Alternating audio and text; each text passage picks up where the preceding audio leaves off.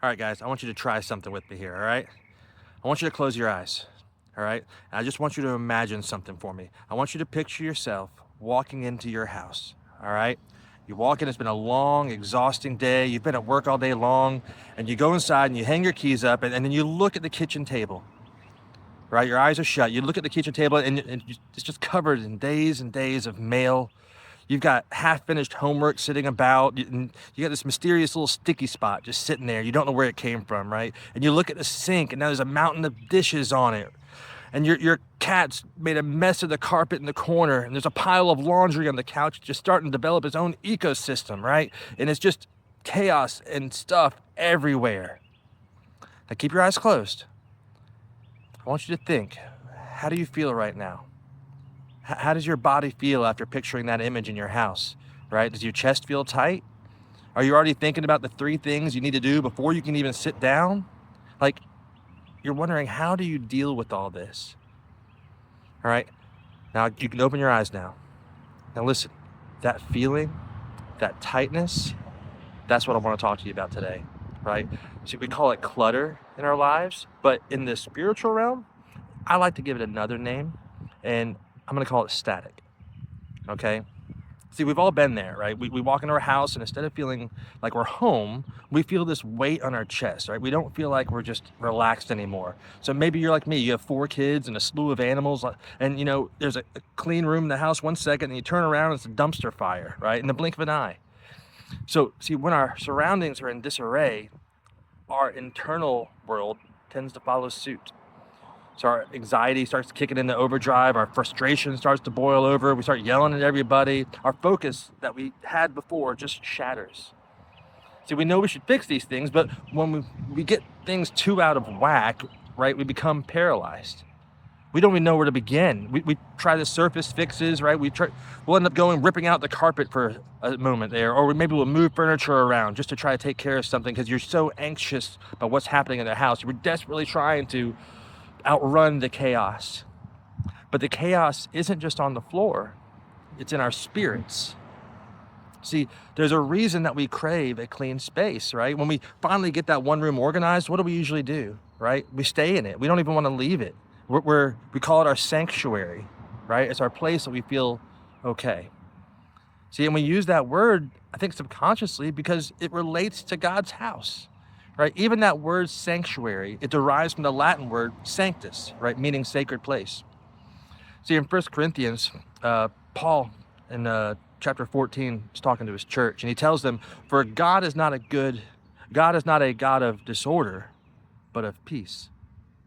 See, and he goes on to say that everything should be done in a fitting and orderly way. Now, notice the contrast that Paul uses here, right? He doesn't contrast disorder with tidiness or organization or even order. He contrasts it with peace. See, disorder, in some translations, it's referred to as commotion or confusion. And as I mentioned, I like to call it static. It's kind of like the white noise in our lives. And order, like, it seems to be like the environment where peace can grow. So when we ignore the clutter in our lives, whether it's the bills on the counter or the broken relationships in our hearts, we aren't just being messy. We're allowing this static or this noise to grow in volumes to create this barrier between us and the God of peace, right? So I want you to think of all this clutter, right? Think about the late notices. Think about the drama in your life. Goodness gracious. Think of it as white noise, right? It's all this stuff that's in your life, and these voices are shouting for your attention, and they're just trying to get right? You can't focus on anything because all you hear is the white noise happening, this static in your life. The prophet Elijah, he stood on Mount Horeb, and he was looking for God. And it tells us that in 1 Kings 19, he says he looked for him in the loud things because he thought God is big, right? So he's going to come in this loud stuff. So he looked for him in the wind, and he looked for him in these earthquakes and in the fire, but God wasn't there. See, he came to him finally in a gentle whisper. See, all these neglected tasks, they're just frequencies of static. And I don't know if any of yours do, but my daughters have these sound machines. So when they sleep, there's always this white noise playing all night long. And it's great for helping them sleep because they can't hear anything else going on. But there's nothing else that can pull their attention away. So again, good for sleep, but not when you're trying to live your life, because it wreaks havoc on us when we do that. When the volume of life is turned up to 10, we can't hear the whisper of God. We ask, like, where is he, God? Or, where are you? Talk to me. What's happening? We ask all these questions, but he's talking to us. I promise you, he's talking to you, but you just haven't lowered the volume of the noise enough to hear him. So how do you do that? How do you lower the noise in your life? Do you have to perfectly have a Pinterest ready house, right? Does it have to be that way so God will speak to you? Of course not, right? I told you, God's speaking to you. You don't have to be perfect for God to speak to you. Think about it like this. Have you ever watched someone watching a TV show that they're bought in? They are all in watching that TV show. They're so engaged that it doesn't matter what you say. They can't hear a word that's coming out of your mouth, right? You're standing right next to them and they can't hear you, right? That's me. I'm that way. It drives my wife nuts. But that's kind of like the strategy there. Like, we don't find peace by focusing and obsessing on the clutter because we can't hear anything else. If you're focused on that one thing, you can't hear the other stuff. You're focused on the static, you can't hear anything else going on. You're focused on the TV, you can't hear anything else going on. We find peace by fixing our eyes on Jesus, right? That's where we find our peace. See, Paul's instructions for order were given to the people of the church, right? They were already seeking Jesus, right? Elijah was already focused on God when the whisper came. So when we prioritize our relationship with Christ, he gives us the strength to tackle the dumpster fires in our lives. He leads us out of the disorder and into the sanctuary. God leads us out of the disorder and into the sanctuary. So I know some of y'all are probably sitting there and you're like, yeah, that's great, but have you seen my garage? No. Have you seen my checkbook? There's nothing there. Have you seen the mess I've made in my life? It's too big to fix. How does looking away from the problem solve anything?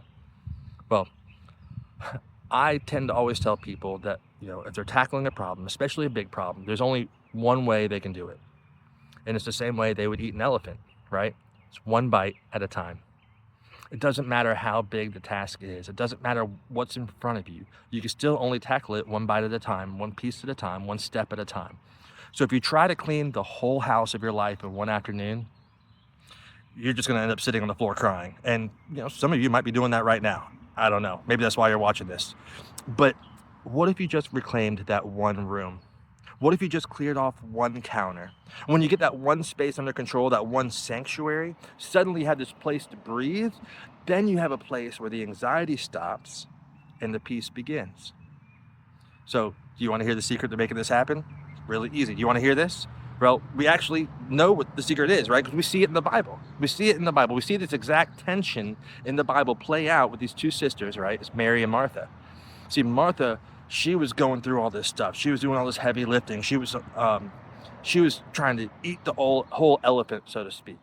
She was scrubbing floors, prepping meals, and she was probably stressing about this dumpster fire that was going on in the kitchen because Jesus was coming over to the house, right? She was so focused on the disorder that she lost her peace.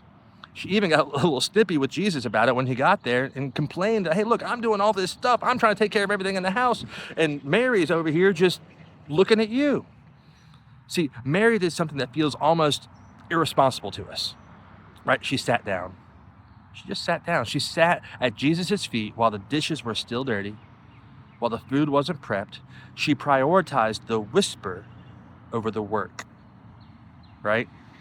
It wasn't about avoiding the problem, but looking at the solution. See, we think we have to get this house just so perfect that Jesus will come in our house and be proud of us.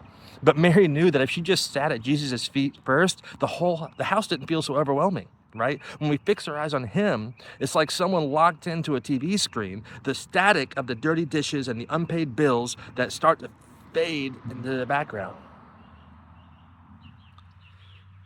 That one bite is easier to take when you've already got a moment at his feet. So here we are. This is my challenge to you. The next time you walk into your home and that dumpster fire starts to flare up, right? And when the kids are loud and the bills are stacking up and your anxiety's at a 10, right? And you're just freaking out, just stop. That's what I want you to do. I just want you to stop. I don't want you to grab a broom. I don't want you to go and try to do the dishes or anything else. Don't go deal with the kids. Just stop. Don't grab your phone and start scrolling to try to avoid everything else. But I want you to be like Mary for 2 minutes. I want you to sit down, close your eyes, tell the God of peace, Lord, I am fixing my eyes on you. Lord, I don't want to get lost in the noise. Lord, let me stay focused on you. And then, and only then, do you go and you take that one bite. Take that first bite. Clean one counter. Make one phone call. Fold one basket of laundry. Don't do it because you have to be perfect, but because you're wanting to have a clear space for the King to come and sit with you, right? His presence is more important than anything else.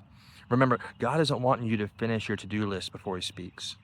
He's standing in the middle of your mess right now. He's whispering to you.